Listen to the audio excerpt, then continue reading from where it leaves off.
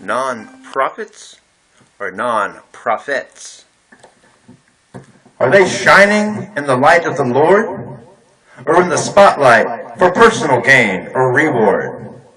Are they giving glory to God, or taking credit for themselves as a selfish need for recognition? Do they say, "Look what I am doing"? Or do they say, "Look what God is doing through us"?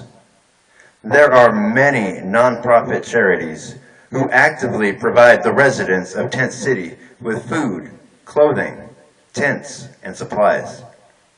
Week after week, month after month, the same homeless people come under the bridge for regular handouts, and charities are quick to give them more free stuff. See you next week. As long as they continue to stay in tents, the charities continue to have reason to continue giving them more free stuff. It is an ongoing thing, becoming a habit. On shows like Intervention, people who help drug addicts are called enablers. They don't help by giving the addicts. They continue to help the problem.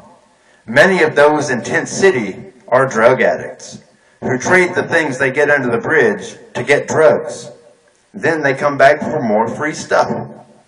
They could be seen standing on street corners, holding cardboard signs saying they are unemployed and homeless, and people are quick to give them money. They have no incentive to better themselves, to work, or get off the drugs. They get everything they want for free, and they laugh about it. It's a big joke to them.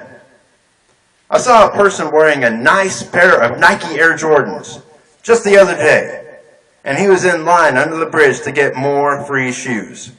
He told the person behind him, "Yeah, I just got these last week." He got another pair and he walked off laughing. They need a hand up, not a hand out. Instead of giving them free stuff, they should be required to work as a volunteer. Instead of holding a cardboard sign and panhandling, they should fill out a job application. But the sad truth of the situation is that it is like a symbiotic relationship continuing in an endless cycle. As long as there are homeless people, it is job security for the charities. And as long as there are charities for homeless people, they will continue to stay homeless. They are both enablers on both sides. Generally speaking, the typical homeless situation is the result of poor decision making. Many say they are felons and sexual offenders and cannot get jobs because of it. Well, if that is true, then they deserve the punishment God has delivered unto them. Many pastors preach about God's love and do not talk about the wrath of God. If a student skips class and steals from a store, the teacher does not excuse the absence and pay for what was stolen.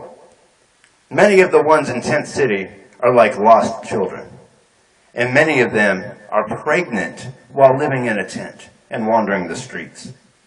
And they are given everything from baby items to gift cards, only to return the next week saying the items were stolen or they lost them. And then after having the baby, oftentimes the child is taken away because drugs are found in the baby's system. That was the result of their poor decision making. Others staying in Tent City and Salvation Army have children who were raised in poverty and allowed to run wild, raised in an undesirable environment, and possibly growing up to be beggars and liars and criminals, just like their drug-addicted parents. We've seen the infomercials about starving kids in Africa, yet there is poverty right here in America. They need guidance, not dismissive giveaways. As it was written, "Give a man a fish, and he will eat for a day. Yet teach him to fish, and he will eat for the rest of his life." Ephesians 4:28 says, "Let the thief no longer steal, but rather let him labor, doing honest work with his own hands, so that he may have something to share with anyone in need." The question is, Will these charities continue to be enablers as part of the problem, or will there be an intervention with a positive solution?